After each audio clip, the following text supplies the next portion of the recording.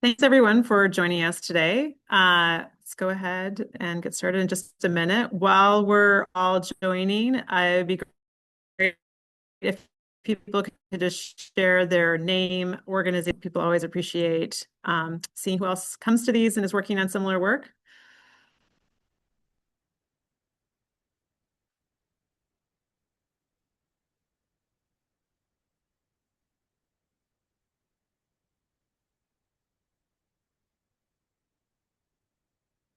So let's get started today with our project readiness for community development. Today we'll be sharing a little bit of information, but I am excited to be joined by three project champions of community development work. And the opportunity today is to get to hear from our panelists about how they've executed real estate facility projects and community development before, and what people who are planning and executing projects today can learn from that and be thinking about to support them. So my name is Kate Ansorge. I'm the Vice President at IFF of the Real Estate Solutions team. I am joined here by Adrienne Lange, the Chief Advancement Officer from Latinos Progresando, Deon Lucas, the President of E.G. Woode, and Rafael Robles, the Co-founder and Director of Duo Development. We'll get to hear a little bit from each of them in a minute. Today, our goals are really to hear from the panelists about their work in this space. We're going to talk a little bit about IFF's readiness framework that we think supports project champions who are planning and executing this work, and then go around and hear about how this framework has applied to their projects and their work. And I would want to start with saying I'm thankful to the Chicago Community Trust and the Neighborhood Capital Fund. They have been a big supporter of ours and helping share this information out. And we know that many people are seeking capital for projects in the community development space. And so understanding how philanthropy and government support these is a big part of us, and understanding, you can do the real estate project, but if you don't have money to build it, you won't be successful in it. And so thinking about how the real estate and the capital come together is part of our conversation today. Please use the chat to drop in questions as we're going along. We'll be fielding questions at the end, and so it's great to have sort of a list of questions that we can kick off the question time at the end, and so you can do that. A little bit about IFF before we start. IFF is a nonprofit. We really work at the intersection of facilities and financing. And while our work is really focused on the nonprofit space, we see that many for-profit developers are doing community development and encountering similar challenges and have similar mission-oriented goals, thinking about community and the reasons why we do this work. We do work at providing loans to nonprofits pursuing facility projects through a group that we call Capital Solutions. And we do loans up to 15 years to support nonprofit projects. We do bridge financing for a lot of grants. A lot of the capital for these community development projects comes in at completion. And so we bridge the timing of money to address that and provide other flexible financing through a flex loan and new markets tax credits and arts and culture loan fund. I work on our real estate solutions team where we bring a lot of expertise to help nonprofits. We find that the community development projects, every square footage matters, every dollar spent matters. And so being really thoughtful and having experience in some of the best practices of how people plan and do these projects is important. And we see ourselves as a thought partner that are helping people be prepared for projects, understand what's coming, and then navigate some of the difficult situations that, realistically come up in these projects all the time. And so really trying to be flexible and responsive to those situations. So as I said, our goal today, we're going to talk a little bit about the three panelists and their experience in this work. We'll talk about the real estate, capital, and organizational readiness framework, and then we're going to go in and hear more from our panelists. With that, I'd like to introduce you to each of the panelists today. I'm going to start with Adrienne Lange at Latinos Progresando. Adrienne. Hey everyone, good morning. Thanks so much, Kate and IFA for having me here. I'm always glad to share more about what we learned through the process of this project. So, like you said, I'm Adrienne Lange. I'm the Chief Advancement Officer here at Latinos Progresando. I've been with the organization for 14 years. I oversee all of in my day job, our development and communications work, but then also our kind of overall strategic planning and leading strategic projects like our capital project.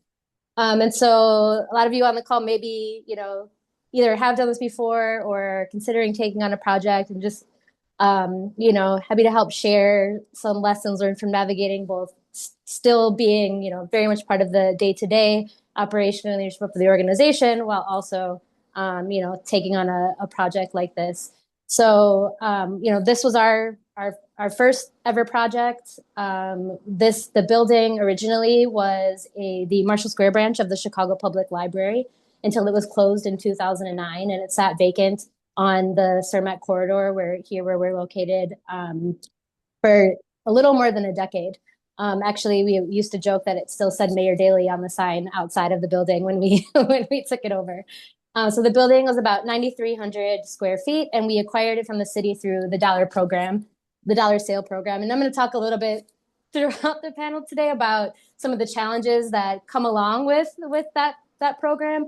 Obviously, the sales price of $1 is really appealing, but there are a lot of things that come along with that. So happy to share just a little bit about that experience. We knew what site we wanted. We had our eye on it for a while, but we really worked with IFF on the feasibility study. So looking at the financial projections, understanding the timeline, what due diligence we needed to do, who we needed to bring on board, and really understanding what this project would mean and what impact it would have on our organization. IFF also worked with us to select our architect and our general contractor, communicated with the general contractor throughout construction, helped us address the issues, understand what the process was, and really just, manage the budget, really just be there to walk with us through this, especially, it being our first time taking on anything like this. So our organization reopened in 1998 with our Immigration Legal Services Department.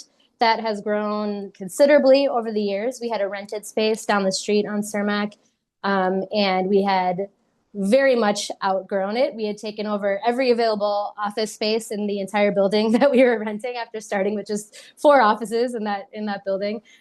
We were doubled up. We had given up any extra space that we once had, kitchen area, conference room, all of that was used by staff.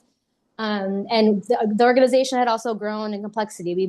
We continued to provide the, high quality immigration legal services for which we've been known for all these years, but we also, had expanded into other areas of programming, working with the small businesses on Cermak, a lot of parent leadership work, working directly in partnership with schools, and building out this really robust place-based network in Marshall Square. And so we needed room. We needed room to grow, and we needed room to deliver the programming that we had, just been making work out of this much smaller rented space. And so, we went through this process. We spent many years in pre-development. We'll talk about some of the reasons why that is. The budget went through many, many changes, nearly doubled from its original conception to what it ended up being at the end of the project. That all in it ended up being about $4.1 million to redevelop. So the space now includes the first floor is space for our immigration legal services. There's ample space for workshops and meetings. Other organizations, including IFF, actually have used it to host various meetings and events. It has enough office space for our current staff. And then we also have 2 partner organizations who came on board as tenants. So we have a partnership with the Esperanza Health Centers, expanded with 4 clinical offices to provide behavioral health services as a referral source for the neighborhood schools within walking distance, but also for our legal services clients. And then the Lincoln Park Zoo, which may be an unexpected tenant, but I see a couple of folks here from North and South Lawndale, so they know very well that the zoo has been running programming in the neighborhood for many years and partnering with a lot of our organizations. And so they wanted a physical space that was located a little bit, more conveniently for them instead of coming back and forth from the zoo. So this is their first ever location in their 100 and however many year history that they've had a physical location outside of the zoo itself. They did not bring like a hippopotamus or anything, but they did bring a number of staff and are running summer and after school programming in both North and South Lawndale, and then also into Austin from right here from our location. So after an all-in 8-year process, I'm excited to share that we cut the ribbon on the Latinos Progresando Community Center back in August of 2023. So now we're a couple years into operating in the building too, and that could be its own whole other webinar, but we're going to operate for the first time. But yeah, excited to share anything we've learned with you all. Thank you, Adrienne. All right, I'm going to pass it off to Rafa from Duo Development. Hello, everybody. I'm Rafa. I'm the middle child in the middle in the picture. The other two are my siblings. So I'm one of the co-founders of Duo, and Duo is a little bit of a different type of practice, I would say. Like we are an integrated development shop, so we do things from strategy and planning, community engagement, development, design, construction, and operations. And half of what we do is work with clients that are wondering what their building should be and how they can make them a reality. And half of what we do is our own projects. So what I'm going to walk you through today is especially one project called Starling, which is in North Lawndale, not too far from the Latinos Progresando building. So Starling was an interesting story. So we are not an organization that sort of like has common or like recurring programming that we needed space to meet that programming. So we really wanted to, we started our journey in North Lawndale with participating in the Quality of Life Plan in around 2017. And I know Rodney Brown is in here. Hey, Rodney. We've worked together for a long time, but through that process, we knew that 16th Street was important to North Lawndale residents, and we wanted to see more places to sort of like become who you want to become and hang out with your family and your friends. And receiving services is really important, but in the neighborhood there weren't a lot of spaces that were just sort of like everyday places for people to be. So we imagined this building as a new type of neighborhood amenity. It houses a coffee service. So Monday Coffee is the brand that operates out of the building full time. And then the rest of the building we designed to be rentable by the hour. So people can rent portions of the building at affordable rates, pay for the hours that they need, and bring to life whatever programming they want. And the building has hosted everything from gallery shows to DJ sets, and then to like neighborhood things like baby showers, prom pictures. Like there was an engagement in there. So it's been really well received because again, like I have young kids, and if any of you do, even thinking about like where do you host a birthday party for the kids that's not in your apartment or in your house, things like that. And so the building is in total about 2,500 square feet. It sits on a 6,000 square foot lot, and the total development costs were $1.6 million. We'll talk through the panel, sort of like the story of how it was funded and everything, but it took about 2.5 years to fundraise for and only 4 months to build. So that's something that we're trying to solve for now in terms of working with partners. And the last thing, so a lot of the work that we do is sort of like innovation type work, which means like we try to set new precedents that other people and organizations can kind of point to and use in their own ways if they want to or can. And so one of the things that we're piloting here is what we call money on tap, which is like the profit that the building generates because it's a commercial building that again charges affordable rates, but it should sort of like make its own money. The profit that it generates, we're going to share with people that use the building the most. And that's wealth redistribution strategy. There's wealth building strategies like community investment vehicles, like equity crowdfunding campaigns and things like that. That's one type. And then we're really pushing for wealth redistribution strategies, and this is one where like the building makes money and it should share the money, not just invite people who can invest up front. And I can talk about all of those things and the learnings as it's interesting to you all in the panel. So that is Starling. That's, ground up construction. It was an empty lot. And then just to give you a little bit of the flavor of what we do in field on the very left, you don't have to read all the screen, is a kit for public engagement. So it's sort of like a board game, what you see on the drawing there, where organizations can essentially plan and deliver more delightful community engagement. That was done in partnership with Elevated Chicago. So an example is sort of like how we partner with organizations. In the middle is Homekeep. It's a housing project, but we are exploring a world without landlords and tenants. So really thinking about like the design. We didn't design the buildings, right? Like we bought the buildings. It's a preservation strategy. We worked with the city of Chicago through a program called the PAIR program, Preserving Existing Affordable Rentals. And we're essentially redesigning a lease to be able to give ownership to people faster and build equity, for renters who want to be owners sort of faster. So that's been ongoing. And then on the right is an example of a client project. We work with the Greater Southwest Development Corporation on their real estate strategy for the neighborhood. And that that looks a lot like, tons of community engagement in the neighborhood, and then working with the organization to think about like what might they build and where and what areas are important. So it's a little bit more of a regional plan. But we've had all kinds of things from regional plans to, specific buildings. We actually worked with Esperanza Health Centers. So we knew that they were going to the Latinos Progresando building, which was fun. And that's a little bit of what we do in general. So I'm happy to dig in deeper in the panel. Thank you, Rafa. All right. And I didn't have it. Do you want to say anything more about Ober's Oh, opportunities? yeah, sorry. This is our Yeah. latest initiative. Sorry. Just real quick, we are essentially carrying out this cohort-based program where 17 everyday people, sort of people that live in neighborhoods on the west side and south side, we're gonna do joint ventures with. So they're gonna be majority owners, we're gonna be minority owners, and we're gonna co-develop projects so that, we're not the only ones sort of bringing buildings to life, but we are teaching people in neighborhoods. And we're not just teaching, like we are actually partnering. So we're going to co-develop them with them. And then whoever wants to keep going and develop more, they can. And whoever, wants to sort of like call it after one, they also can, because it is a lot of work. So, yeah, so this is just what we're up to right now. And again, I can dig in deeper in the panel. Thanks. All right, Deon. Good morning, everybody. My name's Deon Lucas. I am an architect by trade and default developer. I say that because we kind of stumbled upon it accidentally about almost 10 years ago. We did a lot of work in the community of Inglewood. Similar to Raphael, we were a part of the Inglewood Quality of Life Plan initiative and a multitude of different programs and things that were happening. And as an architect, I have a principle where I don't wait for work, I make work.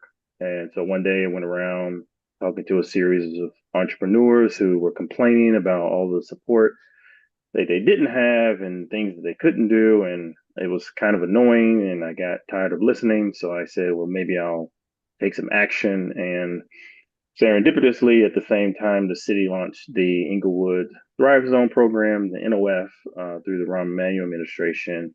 And me and my partner, who I met in business school, decided we would not only supply initial design and preliminary pricing for people's projects, but we'd also write their strategy and business plan. It sounded like a great idea until everybody was successful and won the grant.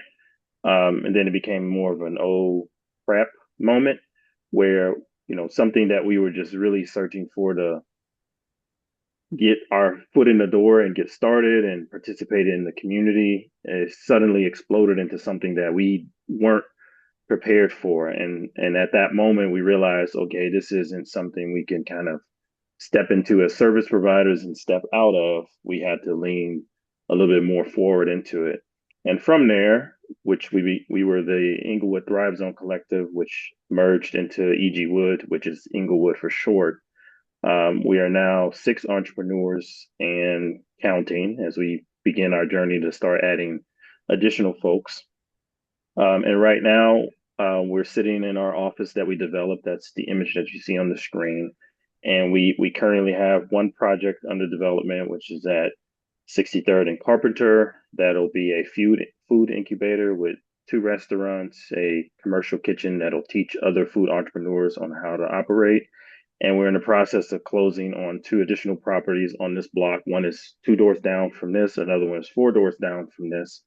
And then we have a multitude of different things that we're participating in with other community groups. So we're part of the Regenerator, which is a 48-unit housing repurposing of the former Woode School on 62nd and Racine.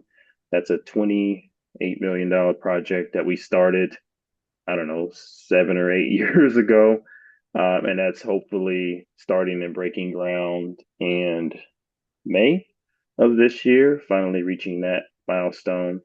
We're on a couple RFPs as both architect and developer, and we have a multitude of different things that we're working on now in the pipeline, both architecturally and development wise. And yeah, that's it.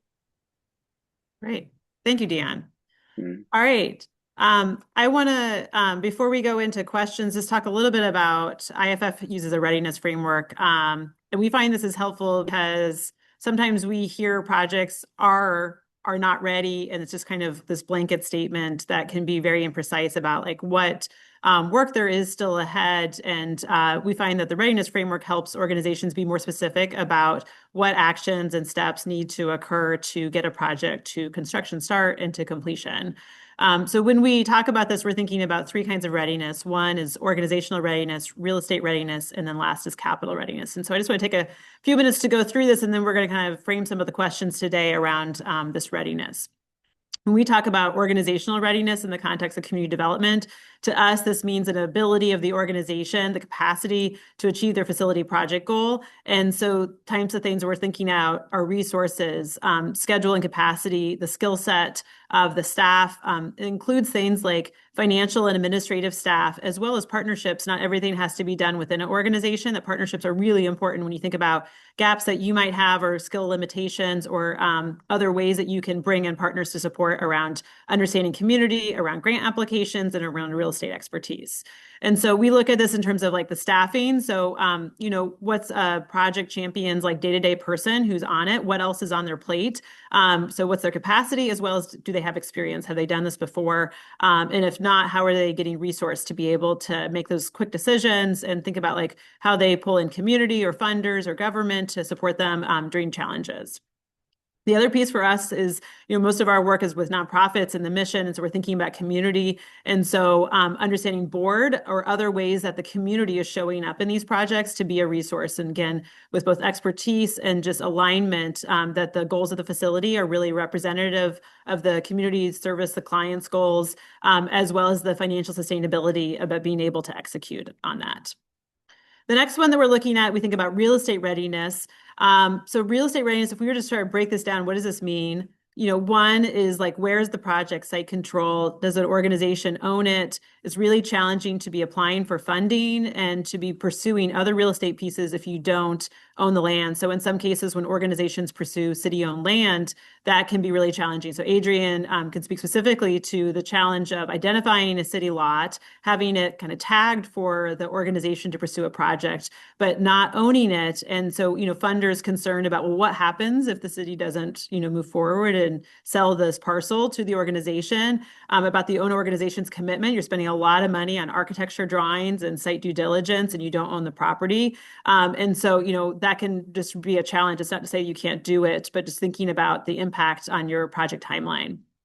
Zoning, is that project zoned for you? What risk is there that the project won't be rezoned for what you're proposing to do?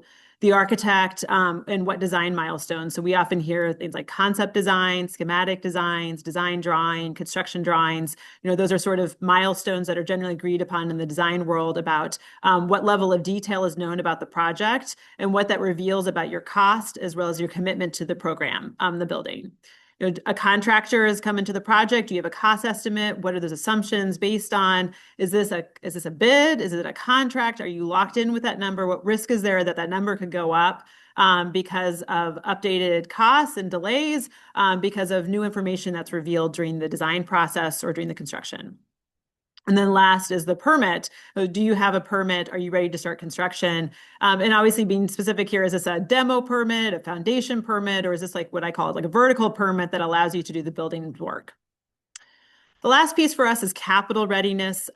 Capital readiness is talking about the ability of an organization to own capital for the proposed project that matches what the project cost is. So this really thinks about, when we're talking to funders, what questions does a funder have that they need to address to make a decision about awarding funding? So some capital funding is public and is competitive and is based on applications. Other funding can be very much relationship based on an operational funder who might be considering doing capital funding. Does that philanthropic partner have a history of awarding capital to projects? How do they make decisions? What's their review process? But many times philanthropic organizations will be wanting to understand the sustainability, the business plan, the alignment with community goals, and making sure that this funding will, lead to major impact in that community. And so potentially thinking about other catalytic work. And so again, going back to partners, are there other people working in your geography or in your sector that will be supported by the actuality of your project? And so talking about your narrative, your project. So can you be specific about what funding has been committed? what your total project cost is and the gap, so that a funder could really see, if I made a commitment of $500,000, this is going to close the gap, or this is going to just chip away at a much bigger hole, or you're not really sure. There's still a lot of things that you don't know. So different funders would be interested in solving that problem in different ways. Some are going to say, I want to wait to be the last in, and others are going to say, I'm willing to put some money in earlier, and want to know that you're going to be able to put the team together to be able to get to the finish line. So for us, a question we have is, what do we know both specifically about your project, but also about what I call the ecosystem? So, these funders are all working often, sometimes collaboratively or sometimes just in shared space. And so what information is being shared across that platform, and what do they know about your project? And, some funders are like, at the invitation of someone else who would consider something. And so how can you really think about your partners and allies and network as you do this work? We also wanted to talk about timing of money. So a lot of times people are focused on just like, my project costs 5 million. I just need to find 5 million. And then they're like, wait, I have to pay my architect today $100,000 and I don't have any money in the bank. And so, when do you have the money? When will you get the money? And what are your ways of addressing any gaps on the timing of money to be able to get to construction start? And last, before I go to questions, is just acknowledging that this work is really iterative, that typically organizations start with a vision and a dream. They start putting pencil to paper and trying to figure out what it's going to cost and how they're going to get there. And they're going to be revisiting assumptions. I think what's really important is just going back to your why, the mission, why are you doing this work? And so how do you make decisions that are probably going to be hard decisions about, like, should I cut scope or should I keep trying to raise more money? And there's not a right or wrong answer in there, but so you have to just think about what your decision criteria are in that so you can get through those tough spots. Okay, so I'm going to go out to the room now. We're going to stop sharing and I'm going to spotlight some of my guests. While I'm doing that, I want to start with some questions. We're going to start with the organizational readiness, and I'm going to tee up Adrienne to talk first on this. And so, Adrienne, I'd love to hear, like, reflecting back on when Latinos Progresando was first looking at this project, the skill sets that you had in your team, where you identified how you would bring in expertise, and what that process looked like for Latinos Progresando. Yeah, absolutely. So I shared ours had a really long runway, and so there were a lot of things that you can hear me, right? Yes. Okay, I'm getting an alert. That that I think bringing more people into the fold earlier and having some more conversations, I would definitely recommend. So I think some of the things that were successful for us would be, really doing a scan of the people who are already in your orbit, like board members, for example, and start bringing people either into the board if you're starting to think about a project, or consider like a committee. They don't have to necessarily be board members, but do a scan of who you already have in the network of your organization that maybe know something about construction or fundraising or architecture or IT. Operations, like what it takes to actually run these projects, finance, legal. Think about all of these components and who you already have access to that you can bring into the fold. Definitely, and not just because you're hosting it, but bringing in IFF or someone like an IFF to think about site selection if you're not sure. That feasibility study was really key for us, both in understanding what it would mean for our organization operationally to take on a project like this. So not just the act of acquiring and getting through construction and raising that money, but what would it mean for the organization's operations once we actually were in this building and running, and how feasible that was for us. One, it was good as an operational tool, but it was also gave us some credibility when we went out into the world and started fundraising to say that, IFF looked at this, they were a part of this, and here's the assessment that they performed. And then really, having someone come in to do some of those early financial projections. So again, not just delivering on the capital project, but what that means for your organization operationally over the first 3-5 years of being in that building. The architect was one of the earliest additions that we brought into the team. IFF also helped us to identify that. We ended up working with Canopy, and I can't say enough good things about them, but I know there are a lot of firms out there who are both, have the skills and expertise, but who also are really care about and want to be a part of these sort of community-based developments. And so they were were and continue to be a really incredible partner for us. Um, you know, there are we had a lot of the internal kind of fundraising expertise, so we really really had to bring in those other pieces, but really understanding what you already have at play. But some pieces I know consider bringing in like a fundraising consultant or a marketing consultant. I think for us, one of the things was really being mindful about how anyone we brought in, how we built and maintained those relationships for the organization versus just having somebody external come in, raise the money, do the thing, and like we delivered on the project, but we missed an opportunity to really build the organization's profile and bring in some new relationships for the organization that can continue in the long term. And so those are the kind of things we weighed when thinking about engaging that sort of support. And thinking about as you go through your project timeline, maybe more discrete things like somebody that comes in and brings in helps to write some materials for you or plan some donor engagement events. Some of those things, just finding the balance, especially if you're also running the day-to-day operations of an organization like we were. Because you can't put the organization on pause to build the project, and you can't put the project on pause to run the organization. So figuring out where those gaps are. Some other people we brought in, we went out and found some pro bono counsel to get us through the real estate transaction, and then look at some other contracts as we went through the process. We invested in permit expediters. But then we tapped a lot into just existing networks and partnerships. So we went out and did walkthroughs at buildings that had a similar footprint, even if it was a completely different type of organization or a totally different scope in terms of like what the building was used for, just going through and seeing how they thought about space, some of the things that they learned and things that they would have done differently. There were a lot of organizations that were really generous with their time and just let us come through and ask all the questions that we had. And so I think you'll find that most people who have gone through projects like this are ready and willing to share what they've gone through. I know I am, and we're of the belief that like it doesn't need to be this hard for everyone. So, willing to share anything that we've learned. I think you'll find a lot of people are willing to do that. But really taking the time to understand kind of mapping out, how and when and who you'll engage these people. And so I don't know if we're going to go into more, but some of the things, the categories we considered were, the people who are going to be impacted directly. So that's our staff, our clients, community members, and engaging them in the process. People who brought specific skills and expertise. So a lot of the kind of technical experts that I just mentioned.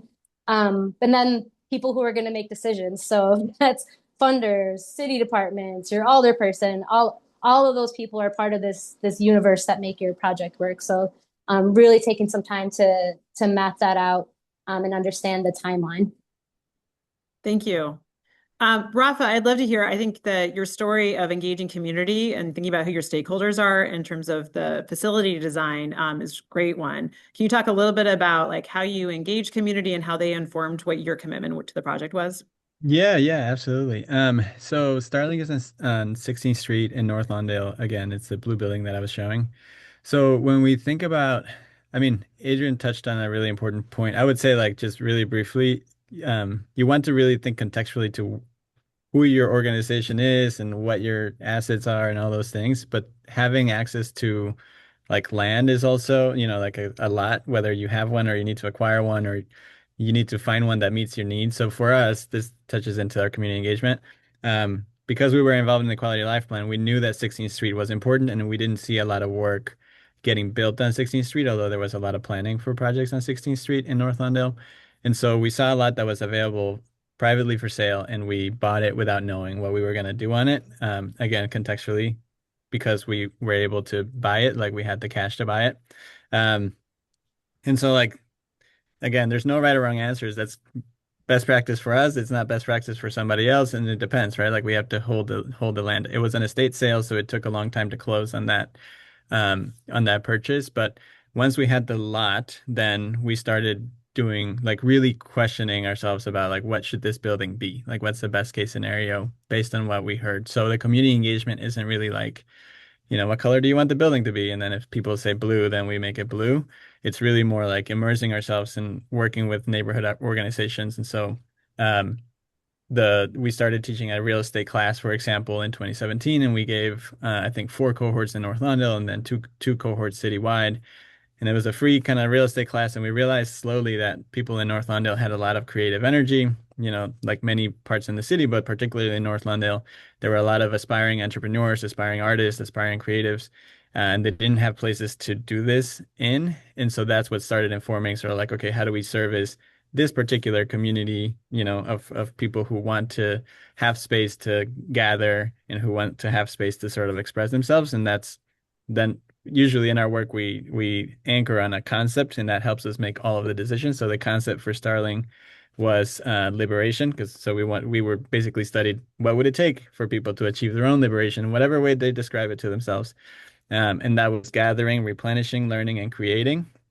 And so then we were like, okay, what could we have in the building that would help to gather, replenish, learn, and create? So to Kate's point earlier, you sort of make your own criteria. Like that was something that we made a criteria for to meet the needs of the people that we were engaging with locally on the ground, right? Like we sort of like didn't make the criteria up. It was informed by the community engagement. And the community engagement took formal things and informal things. So like we did things like public meetings with the alderwoman, or like we tagged along to the alderwoman's meetings to give a presentation in Starling. We did things like walk up and down the street and sort of like walk into businesses and talk to neighbors, so like you don't have to have like a huge formal community engagement process or like host tons of meetings. I think, this kit that we made has a range of strategies for community engagement, but it could be like observations and really like, I think what it really requires is just presence. So we were in the neighborhood a lot. We also built the building ourselves. So then I was on site every day, GCing it, and we talked to students walking by, we talked to neighbors hanging out. And that also started informing the type of programming and service we ended up sort of like bringing to life.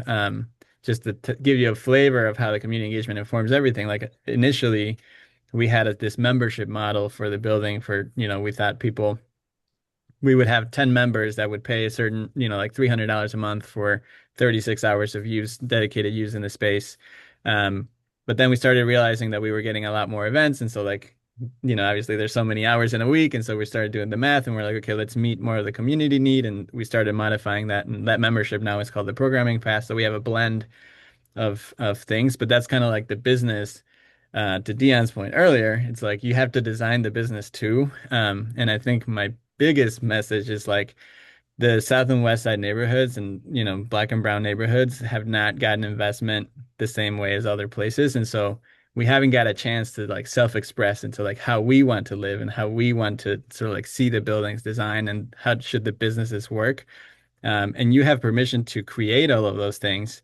And obviously, like your business model has to make sense in the end, and your building has to be buildable in the end, and all those things. But you do have a lot of flexibility in how the pieces come together, and tapping into the right sort of like groups or experts by topic that you need can help you really just piece your vision together. But you really can dream big and make it happen. It just takes, sort of like baby steps for planning.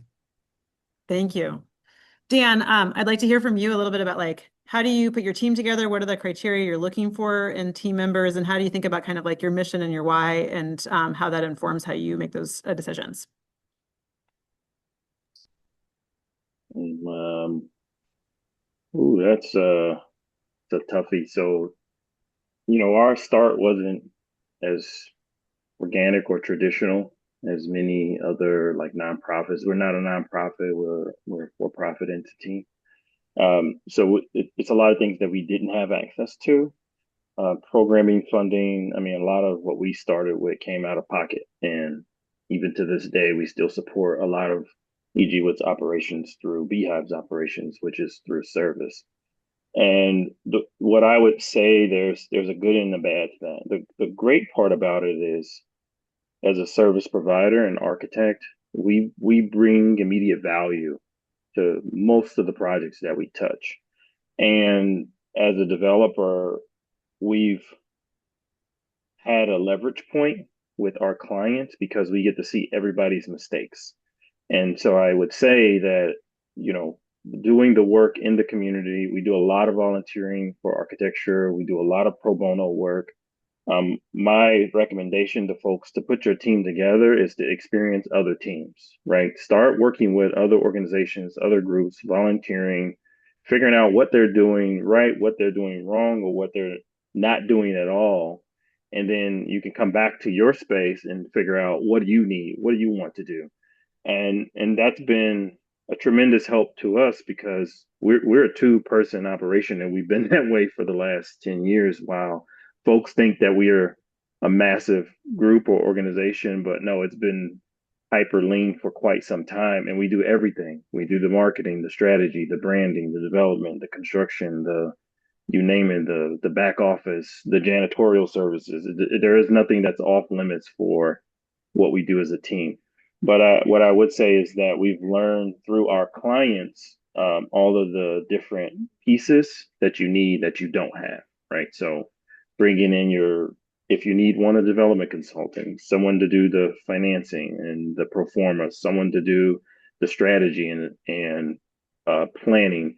We're architects, but sometimes you need someone to help you with programming. And when I say programming, specifically, what programs or what initiatives are going to actually turn a profit, right? You can't just draw something and say you're going to do something and boom, money is the result from the operations of that. You need someone who's professionally, or at least has the acumen to understand what the market is telling you. And then as my colleagues stated, the community will inform you what they're looking for and what they want and what they need. You have to just show up. And if you show up and you're present and you're active, those things will come to you. You won't have to search too far and wide for them.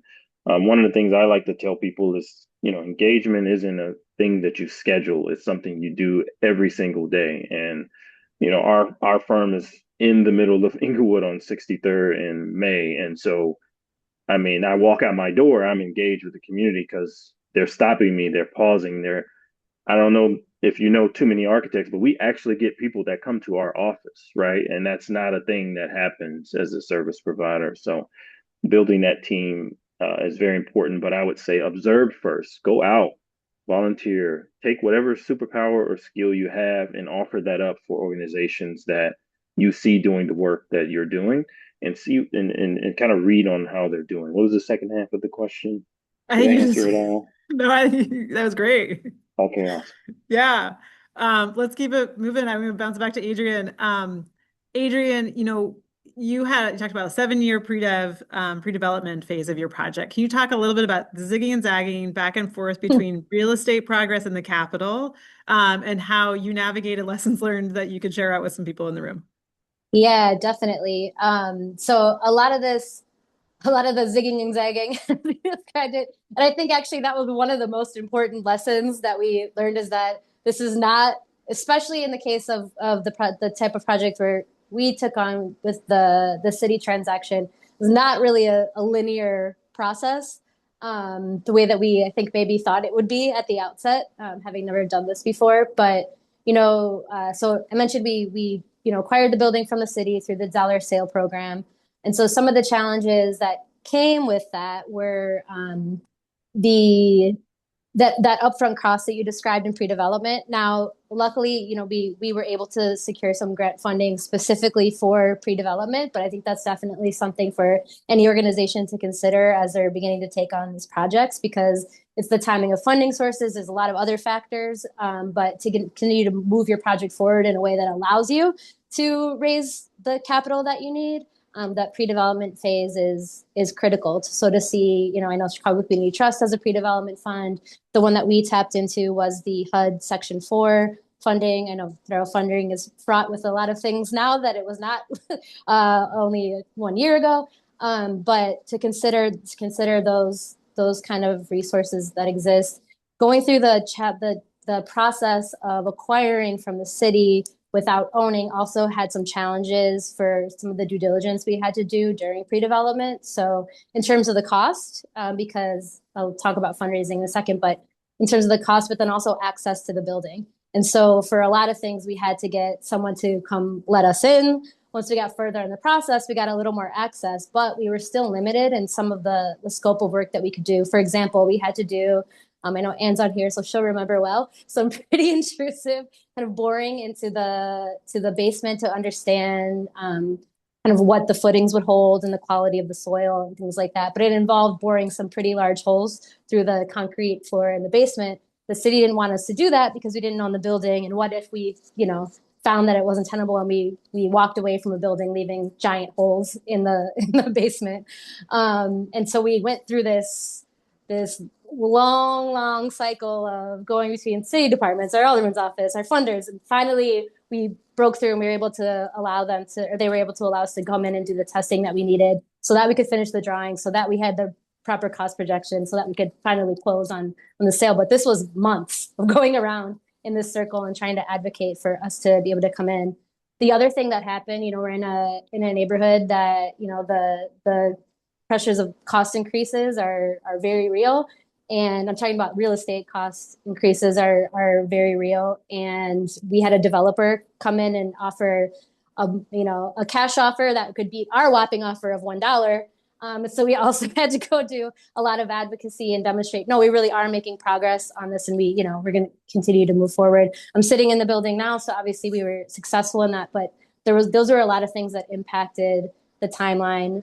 We also needed to have all of the redevelopment funds in hand before we could officially take ownership. There were a few benchmarks to hit throughout the process. So a certain percentage to go to the Community Development Commission, for example, for approvals. But ultimately, in order to actually close, we needed to have all of the cash in hand. So it presented some challenges with fundraising because there was the question of, well, do you own the property? Well, no, not really, but here's, so really demonstrating that site control was challenging as we move through the various approvals. People saying, well, when you get to the point where, you get past this phase, come back and talk to us. So that was a really challenging aspect of being able to actually raise the money we needed. But the other thing is that we were hitting a moving target. So from the time we initially submitted the negotiated sale application to the city to the time we actually closed, we went through not having a state budget for 2 years. We went through this thing you may have heard of called COVID. So things were really impacted the project timeline and the costs. And so that was also a challenge we were constantly negotiating. And so making some decisions about at what point we were going to say, all right, we're going to hit this fundraising target, and then we're going to take a loan for the rest of it just to get us started. And so those were some of the negotiations that we had to do internally. Some other challenges, things like even being able to get enough good, I think a lot of neighborhood developers will run into this, but getting enough good comps to have an appraisal to get the right loan to value to help hit the rest of our capital stack. There just weren't a lot of comparable properties when the appraiser came out. So we had to do a lot of advocacy on that front. It's just a lot of advocacy on that front. Things like insurance during construction. We could only get one company to even bid because they deemed the property too high risk. And so we couldn't even so we ended up paying way more than we had originally expected to pay for the insurance during construction. So yeah, really just understanding that you lay it out, you do your best to really understand your timeline, but especially if you're going through acquiring from the city, there are just a lot of moving parts with, I can see a lot of moving parts with, different department approvals, commission approvals, ultimately city council approval, and then being able to raise all that money. I will say that we are going to this spring kick off our second project here on Cermak, and I'm very much looking forward to the much more straightforward nature of that one because we own that building outright and won't have all these city processes to navigate. But yeah, lots and lots of moving parts. Thank you. Rafa, what did you learn about raising capital for the Starling project that you're taking forward with you as you go into next projects? Yeah. I think one thing to remember is that so I worked in development before. It's easier to work in development in like the luxury development in luxury area space. Truly, it really is easier in part because there's not as many structural barriers. So like when you are working in the South and West Side neighborhoods, you encounter a lot of like racism that people don't think is racism. Like the amount of times that people asked us like, or people said like, okay, everything looks great, but like who would really go get coffee in North Lawndale? And we're like, the thousands of people that live there, like, what are you talking about? Right. Like, so, or like, oh, but there's a cafe nearby. And then we're talking about Green Tomato Cafe, which is like more than a 20-minute walk away. And we're like, there's three coffee shops next to each other in Wicker Park, but you'd never ask that question, right?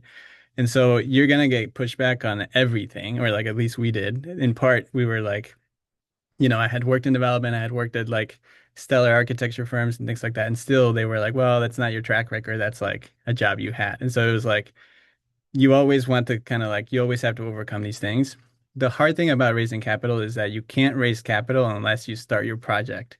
So if you tell people just a dream, it was so much harder to start raising capital. So part of the reason that we acquired the lot first without knowing exactly what the building was going to be was so that we could say we have site control and we're raising capital for this particular thing, and it helped us to be more specific. So again, like I think being specific about what your project is in general is super important. Like you want to have, even if you don't know exactly how it works, you want to at least know sort of like how much money you think it might cost and how much money do you think it might make, and sort of like get as detailed as you can with what the project is. um and the other thing is that people always like financial institutions, funders always want to be like the last money in. Not always, but mostly. And if everybody wants to be the last money in, the question is like, who's the first money in, right? Like that's what philanthropies should be doing because that's what philanthropies are supposed to do. We were lucky that the We Rise Together grant was happening at the time that we were fundraising for Starling. But that was like, there will be positive unforeseeables. There will be negative unforeseeables, but there will be positive unforeseeables. And actually, it's funny because I walked into the Latinos Progresando building that Adrienne's talking about at the opening, and I met um, the person that ended up giving us the We Rise Together grant by chance. Like I had never met her before. I just introduced myself and was like, I'm working on this thing. And she's like, I'm surprised I haven't heard about it. You should apply to this grant. And I was like, I'm surprised I haven't heard about that because I'm actively fundraising. And then, it ended up working out. So again, unforeseeables, but I think like really like the very base of our projects are usually like you have to know your concept, like what your project is about and what are the pieces, and you have to have a pro forma, even if it's like a rough pro forma. Now, before we are going out to sort of like a lot of funders, we for sure have like that outlined, but we try to at least have like a solid-ish partnership with a main funder. So whether that's IFF or a private bank, someone who would say, I would give you a loan if XYZ, because if you have that if, then at least you have something to kind of like put together and work on. Like if IFF were to say, I would give you $1 million loan if you were able to get, raise 20% of that. And then it's like, okay, how do I raise 20% of that? So I think if you can start to, obviously as a first timer, it's harder because you don't have the relationships, which is where it's helpful to get, help, and especially in your first time. Um, so that's one. And the other one, I think, honestly, I saw in the chat somebody was asking about the city grants. We received the NOF and we received like a City of Chicago Community Development Grant. NOF was absolutely horrible to get, to be honest. I'm not even going to sugarcoat it. And the Community Development Grant was better, but it was hard because they're both repayable grants. And the extreme deficit in that process is that a bank doesn't know what to underwrite for. So the bank basically says, like, do you need $1 million loan or do you need a $750,000 loan? Because the city's saying they will give you the money, but the city's saying, I won't give you the money unless you get the loan. And so there's like a chicken and egg thing. And so now we try to get ahead of that and basically, again, with the lender that we end up choosing, just work on like, we know that this will happen, so you need to underwrite this for the million, and then if we get the grant, then we'll just sort of like, subtract it. NOF was bad because they took 2 years to give us the money, and they wanted to be last money in, and they were just like the least collaborative from all the groups. I think they're working on being better about it. I honestly would not apply to NOF again if I could help it because it was just such a bad thing. They took it away, they gave it back. It was just like emotionally very draining. But some of the other grants were totally fine. And I think the Chicago Community Trust grants were like a master class in grant giving, especially for We Rise Together, because they essentially said like, how much money do you need and for what? And so I think Deon made this point. It's like if you're able to say, I need $120,000 to pay my architect to get construction documents done, that's an easier ask. So I think for funders, usually having like not, it's not just the total like, oh, I need $1.6 million for my project, but if you can like really look at like what you need to move, then it seems like a little bit easier to ask for that money, even off cycle, for some particular philanthropies and things like that, if you're nonprofits. Know your Um, ask, right? Always know your number. exactly. Yeah. Yeah. You want to know like the Yeah. general So the more number there. specific you can be about, well, this is what I need money to do, and this is how I'm going to use it, I find that really helps. I think, Yeah. Dan, let's close out with one more question to you. And I see a lot of questions in here about capital. So just what advice can you offer to someone who might be applying for capital, like to the City of Chicago Community Development Grant today to help them be successful? Oh, I haven't really figured out the formula because we sort of wing it every time. But I will say, one, we're always willing to share what we've submitted or have meetings, calls, conversations with people about our experiences. And, it ranges, right? I think when you're applying for capital or if you have a project, the best thing you can do for yourself is premature promotion, right? Get out and talk to as many people as you can. At one point, I'm not lying, I had 1,000 business cards on my desk, and I have this motto that there's what 8 billion people in the world, and I talk to 100. I still got 7,999,900 to go, right? And so you're in sales. You're not whatever service you were providing, whatever nonprofit you're a part of, you're no longer, that is not your role anymore. You're a salesperson. So you have to have a great sales pitch. And when you're applying for these grants, if your grant application doesn't have a good pitch to it, if you can't communicate very clearly what you're doing, who you're doing with, why you're doing, what's the purpose of it, will it fail or will it succeed? Do you know? Do you have an idea if you know? All of that should be in there. And then you have to tighten it up with as many realistic numbers as you can find. And when I say realistic is, as I learned in business school, every pro forma is fake until the project becomes real. And so you have to understand that when they're asking you for a number, they're asking you for comp for that number. Is your insurance? Well, get an insurance quote. Your architect, get an architectural quote. Contractor, get a contract construction quote. So all of that stuff really matters. And then as far as the capital, I mean, we've had different experiences. So we've raised money from friends, family, random people that gave us phone calls because they saw an article that was published and decided, hey, this is something I want to support.